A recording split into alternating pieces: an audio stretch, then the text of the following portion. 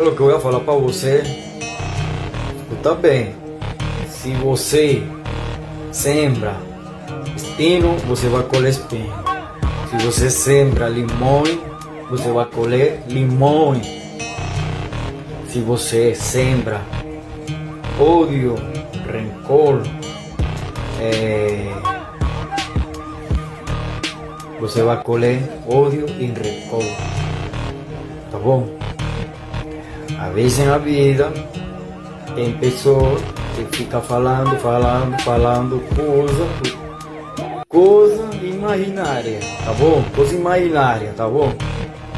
Então, pode echar a perder mais sua vida por causa das coisas ruins que falam as pessoas. Aquelas pessoas que falam baixinho, critério, isso faz uma ruína para sua vida e sua família, tá bom?